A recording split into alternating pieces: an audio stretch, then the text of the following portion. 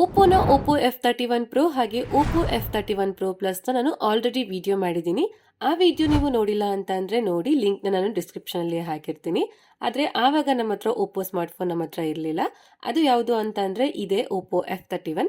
ಇದು ನಿಮಗೆ ಅಂಡರ್ 25,000 ಅಲ್ಲೇ ಸಿಗುತ್ತೆ. ಆದರೆ ಈ ಪ್ರೈಸ್ ರೇಂಜಲ್ಲಿ ಈ ಫೋನ್ ಎಷ್ಟು ಚೆನ್ನಾಗಿದೆ, ಇದನ್ನು ನೀವು ತಗೋಬೋದಾ ಬೇಡವಾ ಎಲ್ಲನೂ ನಾನು ಇವತ್ತಿನ ವಿಡಿಯೋಲಿ ಹೇಳ್ತಾ ಇದ್ದೀನಿ. ಈ ವಿಡಿಯೋನ ನೀವು ಕೊನೆವರೆಗೂ ನೋಡಿ. ಹಾಗೆ ಈ ಫೋನ್ ನಾನು 3 to 4 ಡೇಸ್ ಇಂದ ಯೂಸ್ ಮಾಡ್ತಾ ಇದ್ದೀನಿ. ಈ ಫೋನ್ ಬಗ್ಗೆ ಇನ್ ಡೆಪ್ತ್ ಆಗಿ ಅರ್ಥ ಮಾಡ್ಕೊಂಡಿದ್ದೀನಿ. ಮತ್ತೆ ಈ ಫೋನ್ ಲಾಂಚ್ ಆಗಿ 5 ಮಂತ್ಸ್ ಆಯಿತು. ಆದರೆ ಇವಾಗ ನಾನು ಏನಕ್ಕೆ ರಿವ್ಯೂ ಮಾಡ್ತಾ ಇದ್ದೀನಿ ಅಂತ ಅಂದರೆ, ನೀವು ಯಾವುದೇ ಒಂದು ಲೋಕಲ್ ಮೊಬೈಲ್ ಸ್ಟೋರ್ಗೆ ಹೋದ್ರೂ ನಿಮಗೆ ಫಸ್ಟ್ ಸಜೆಸ್ಟ್ ಮಾಡೋ ಫೋನ್ ಅಂತಂದರೆ ಇದೇ ಫೋನ ಸಜೆಸ್ಟ್ ಮಾಡ್ತಾರೆ. ಯಾಕಂದರೆ ಇದು ಸ್ವಲ್ಪ ಪಾಪ್ಯುಲರ್ ಆಗಿದೆ. ಹಾಗೆ ಈ ಫೋನ್ನ ಓಪ್ಪೋ ಅವರೇನು ಕಳಿಸ್ಕೊಟ್ಟಿಲ್ಲ. ಈ ಫೋನ್ ನಮ್ಮ ನವರಂಗ್ ಸರ್ಕಲ್ ಅಲ್ಲಿ ಇರೋ ಸ್ಟಾರ್ ಮೊಬೈಲ್ಸ್ ಅವರು ಕಳಿಸ್ಕೊಟ್ಟಿದ್ದಾರೆ. ಈ ಶಾಪ್ ನವರಂಗ್ ಥಿಯೇಟರ್ ಆಪೋಸಿಟ್ ಅಲ್ಲಿ ಇದೆ. ಇಲ್ಲಿ ನಿಮಗೆ ಬೆಸ್ಟ್ ಆಫರ್ ಜೊತೆಗೆ ಬೆಸ್ಟ್ ಡಿಸ್ಕೌಂಟ್ಸ್ ಕೂಡ ಕೊಡ್ತಾರೆ. ಈ ಶಾಪ್ನ ಲೊಕೇಶನ್ ಹಾಗೆ ಕಾಂಟ್ಯಾಕ್ಟ್ ನಂಬರ್ನ ನಾನು ಡಿಸ್ಕ್ರಿಪ್ಷನ್ ಅಲ್ಲಿ ಹಾಕಿರ್ತೀನಿ.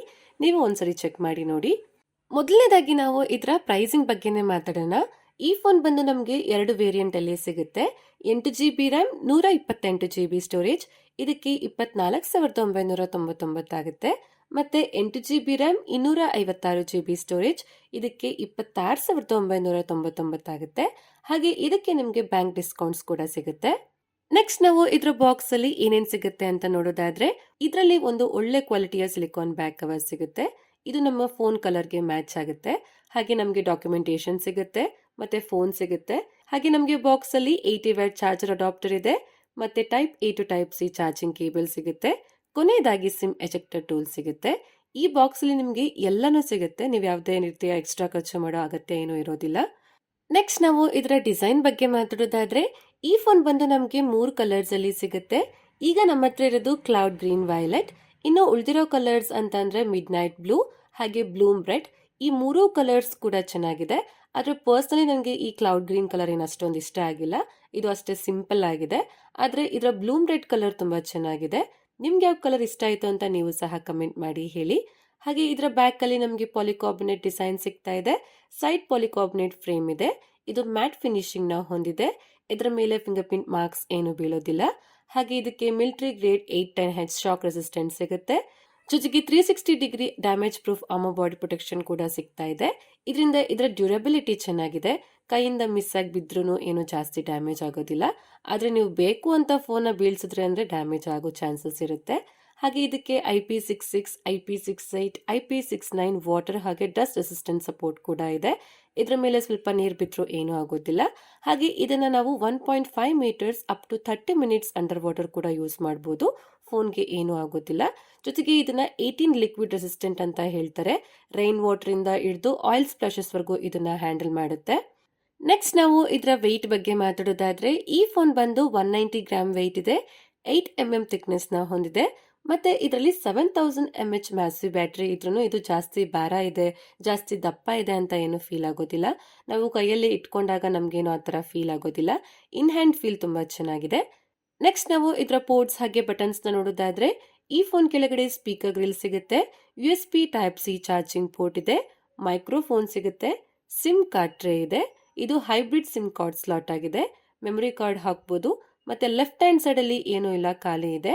ಹಾಗೆ ರೈಟ್ ಹ್ಯಾಂಡ್ ಸೈಡ್ ಅಲ್ಲಿ ಪವರ್ ಬಟನ್ ಹಾಗೆ volume up and down button ಸಿಗುತ್ತೆ. ಫೋನ್ ಮೇಲೆ ಸ್ಪೀಕರ್ ಇದೆ. ನಾಯ್ಸ್ ಕ್ಯಾನ್ಸಲೇಷನ್ ಮೈಕ್ರೋಫೋನ್ ಸಿಗುತ್ತೆ. ಇದರಲ್ಲಿ ಡ್ಯೂಯಲ್ ಸ್ಟೀರಿಯೋ ಸ್ಪೀಕರ್ ಸಿಗುತ್ತೆ. ಇದರಲ್ಲಿ 300% ಅಲ್ಟ್ರಾ ವಾಲ್ಯೂಮ್ ಮೋಡ್ ಸಿಗುತ್ತೆ.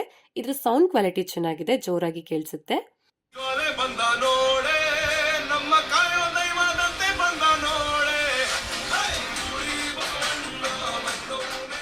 ನೆಕ್ಸ್ಟ್ ನಾವು ಇದರ ಡಿಸ್ಪ್ಲೇ ಬಗ್ಗೆ ಮಾತಾಡೋದಾದ್ರೆ, ಇದರಲ್ಲಿ 6.57 inches full HD plus AMOLED display ಸಿಗುತ್ತೆ. 120 ಹರ್ಟ್ಸ್ ರಿಫ್ರೆಶ್ ರೇಟ್ ಇದೆ. ಡಿಸ್ಪ್ಲೇ ಸ್ಮೂತ್ ಆಗಿ ವರ್ಕ್ ಆಗುತ್ತೆ. ಲ್ಯಾಗ್ ಫೀಲ್ ಏನೂ ಆಗೋದಿಲ್ಲ. ಮತ್ತೆ ಇದರಲ್ಲಿ 1400 ನೈಟ್ ಪೀಕ್ ಬ್ರೈಟ್ನೆಸ್ ಇದೆ. ಇಂಡೋರ್ ಹಾಗೆ ಔಟ್ಡೋರ್ ಚೆನ್ನಾಗಿ ಕಾಣಿಸುತ್ತೆ. ಡೈರೆಕ್ಟ್ ಸನ್ಲೈಟ್ ಅಲ್ಲಿನೂ ಇದರ ವಿಸಿಬಿಲಿಟಿ ಚೆನ್ನಾಗಿದೆ. ಹಾಗೆ ಇದು ವೈಡ್ ವೈನ್ L1 ಗೆ ಸಪೋರ್ಟ್ ಮಾಡುತ್ತೆ. ನೆಟ್ಫ್ಲಿಕ್ಸ್ ಅಲ್ಲಿ HD ವಿಡಿಯೋಸ್ ನ ನೋಡಬಹುದು. ಜೊತೆಗೆ ಯೂಟ್ಯೂಬ್ ಅಲ್ಲಿ 2K ವಿಡಿಯೋಸ್ ನ 60 FPS ಅಲ್ಲಿ ನೋಡಬಹುದು. ಹಾಗೆ ಇದರಲ್ಲಿ ಪ್ಲೇ ಆಗೋ ವಿಡಿಯೋಸ್ ಅಲ್ಲಿ ಡೀಟೇಲ್ಸ್ ಪರವಾಗಿಲ್ಲ, ಚೆನ್ನಾಗಿದೆ. ಕಲರ್ಸ್ ಚೆನ್ನಾಗಿ ಬರುತ್ತೆ. ವಿವಿಂಗ್ ಆಂಗಲ್ ಚೆನ್ನಾಗಿದೆ. ಹಾಗೆ ಇದರಲ್ಲಿ ಪಂಚ್ ಹೋಲ್ ಕ್ಯಾಮೆರಾ ಇದೆ. ಇದರ ಬೆಸಲ್ಸ್ ಕಡಿಮೆ ಇದೆ. ಇದರ ಚಿನ್ ಕೂಡ ಕಡಿಮೆ ಇದೆ. 93% ಸ್ಕ್ರೀನ್ ಟು ಬಾಡಿ ರೇಷಿಯೋ ಇದೆ. ಮತ್ತೆ ಇದರಲ್ಲಿ ನಮಗೆ ಸಿಮೆಟ್ರಿಕಲ್ ಬೆಸಲ್ಸ್ ನೋಡೋದಕ್ಕೆ ಸಿಗುತ್ತೆ. ಓವರ್ ಆಲ್ ಈ ಪ್ರೈಸ್ ರೇಂಜ್ಗೆ ಇದರ ಡಿಸ್ಪ್ಲೇ ಚೆನ್ನಾಗಿದೆ. ನೆಕ್ಸ್ಟ್ ಇದರ ಕನೆಕ್ಟಿವಿಟಿ ಬಗ್ಗೆ ಮಾತಾಡೋದಾದ್ರೆ ಇದರಲ್ಲಿ ಮಲ್ಟಿಪಲ್ 5G ಬ್ಯಾಂಡ್ ಸಿಗುತ್ತೆ, ಬ್ಲೂಟೂತ್ 5.4 ಇದೆ, ವೈಫೈ 6 ಸಿಗುತ್ತೆ. ಇದು ವೈಫೈ ಕಾಲಿಂಗು ಸಹ ಸಪೋರ್ಟ್ ಮಾಡುತ್ತೆ. ಮತ್ತೆ 4x4 ಮೀಮೋ ಸಿಗುತ್ತೆ, 5G++ ಸಪೋರ್ಟ್ ಮಾಡುತ್ತೆ. ಇದರ 5G ಕನೆಕ್ಟಿವಿಟಿ ಚೆನ್ನಾಗಿದೆ, ಕಾಲ್ ಬಂದಾಗ 4Gಗೆ ಏನು ಶಿಫ್ಟ್ ಆಗೋದಿಲ್ಲ. ನೆಕ್ಸ್ಟ್ ನಾವು ಇದರ ಪರ್ಫಾರ್ಮೆನ್ಸ್ ಬಗ್ಗೆ ಮಾತಾಡೋದಾದ್ರೆ ಇದರಲ್ಲಿ ಮೀಡಿಯಾಟೆಕ್ ಕಡೆಯಿಂದ ಡೈಮೆನ್ಸಿಟಿ 6300 ಪ್ರೊಸೆಸರ್ ಸಿಗುತ್ತೆ. ಇದರ ಅಂತದ್ದು ಸ್ಕೋರ್ 5,62,000 ಪ್ಲಸ್ ಇದೆ. ಇದರ ಸ್ಕೋರ್ ಸ್ವಲ್ಪ ಕಡಿಮೆ ಆಯಿತು, ಇನ್ನೂ ಜಾಸ್ತಿ ಬರಬೇಕಾಗಿತ್ತು. ಆದರೆ ಇದರಲ್ಲಿ 83% CPU ಥ್ರಾಟಲ್ ಇದೆ. ಇದು ಜಾಸ್ತಿ ಏನು ಹೀಟ್ ಆಗೋದಿಲ್ಲ, ಯಾಕಂದ್ರೆ ಇದರಲ್ಲಿ 4300 mm² VC ಕೂಲಿಂಗ್ ಸಿಸ್ಟಮ್ ಸಿಗುತ್ತೆ. ಹಾಗೆ ಇದರ ಬೆಂಚ್ ಮಾರ್ಕ್ನ ಚೆಕ್ ಮಾಡುವಾಗ ನಾವು ಇದರ ಟೆಂಪರೇಚರ್ ವೇರಿಯೇಷನ್ ಕೂಡ ಚೆಕ್ ಮಾಡಿದ್ವಿ. ಈ ಫೋನ್ 27 ಇಂದ 32 ವರೆಗೂ ಹೀಟ್ ಆಯಿತು. ಈ ಫೋನ್ ಏನು ಜಾಸ್ತಿ ಹೀಟ್ ಆಗ್ತಾ ಇಲ್ಲ, ಓವರ್ ಹೀಟಿಂಗ್ ಇಶ್ಯೂಸ್ ಏನೂ ಇಲ್ಲ. ಹಾಗೆ 99% ಇಂದ 96% ವರೆಗೂ ಬ್ಯಾಟ್ರಿ ಡ್ರೈನ್ ಆಯಿತು. ಇದರ ಬ್ಯಾಟ್ರಿ ಬ್ಯಾಕಪ್ ಕೂಡ ಚೆನ್ನಾಗಿದೆ, ಜಾಸ್ತಿ ಏನು ಬ್ಯಾಟ್ರಿ ಡ್ರೈನ್ ಕೂಡ ಆಗ್ತಾ ಇಲ್ಲ. ಹಾಗೆ ಇದರಲ್ಲಿ LPDDR4X ರ್ಯಾಮ್ ಇದೆ, UFS 2.2 ಸ್ಟೋರೇಜ್ ಸಿಗುತ್ತೆ. ಮತ್ತೆ ಇದರಲ್ಲಿ 49,000 ಪ್ಲಸ್ UFS ಸ್ಕೋರ್ ಇದೆ. ಇದರ UFS ಸ್ಕೋರ್ ಕೂಡ ಸ್ವಲ್ಪ ಕಡಿಮೆ ಆಯಿತು. ಹಾಗೆ ಇದರ ಗೇಮಿಂಗ್ ಬಗ್ಗೆ ನಾವು ಮಾತಾಡೋದಾದ್ರೆ ಈ BGMI ಅಲ್ಲಿ ಸ್ಮೂತ್ ಆಪ್ಷನ್ ಅಲ್ಲಿ ಎಕ್ಸ್ಟ್ರೀಮ್ ಸೆಟ್ಟಿಂಗ್ ಅಲ್ಲಿ ಆಡಬಹುದು. ಅಂದ್ರೆ ಇದರಲ್ಲಿ 60 FPS ಗೇಮಿಂಗ್ ಸಪೋರ್ಟ್ ಸಿಗುತ್ತೆ.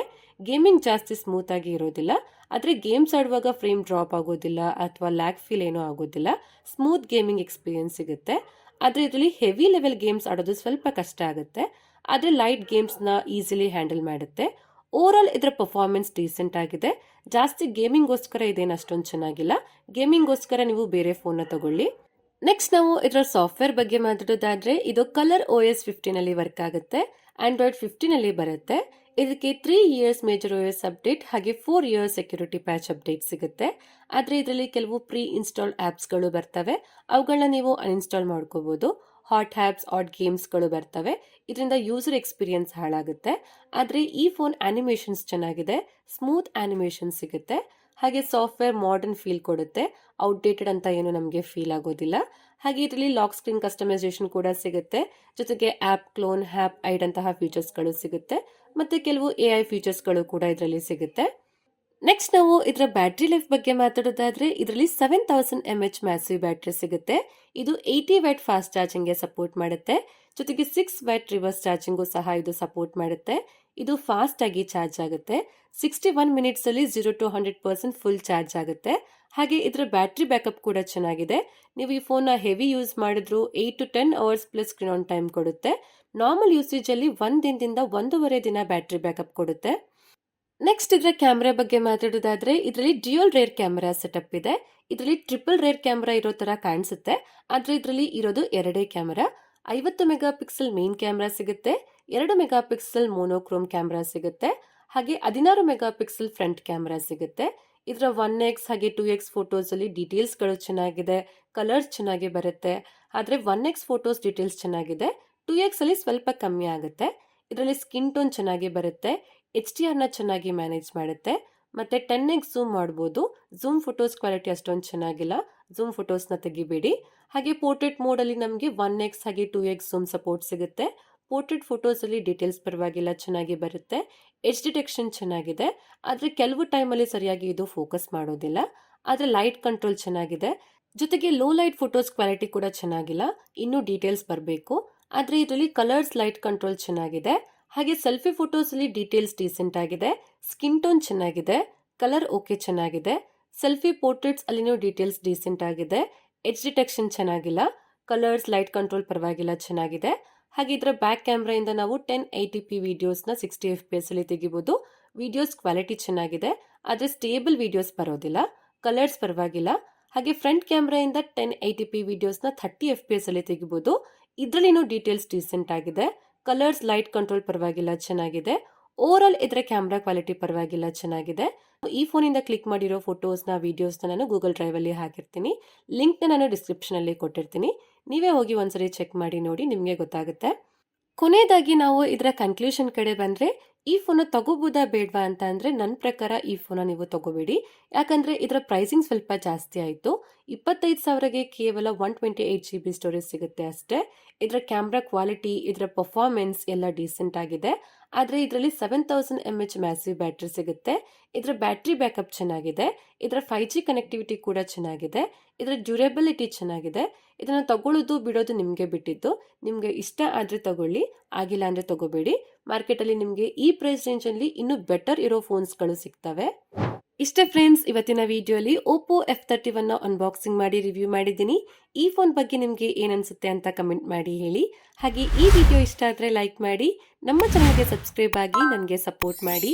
ನಿಮ್ಮ ಫ್ರೆಂಡ್ಸ್ ಹಾಗೆ ಫ್ಯಾಮಿಲಿಯವ್ರಿಗೂ ಸಹ ಶೇರ್ ಮಾಡಿ. ಧನ್ಯವಾದಗಳು. Thank you for watching. Next video ಸಿಗ್ತೀನಿ. ಅಲ್ಲಿವರೆಗೂ ವೆಯ್ಟ್ ಮಾಡ್ತಾ ಇರಿ. ಬೈ ಬಾಯ್.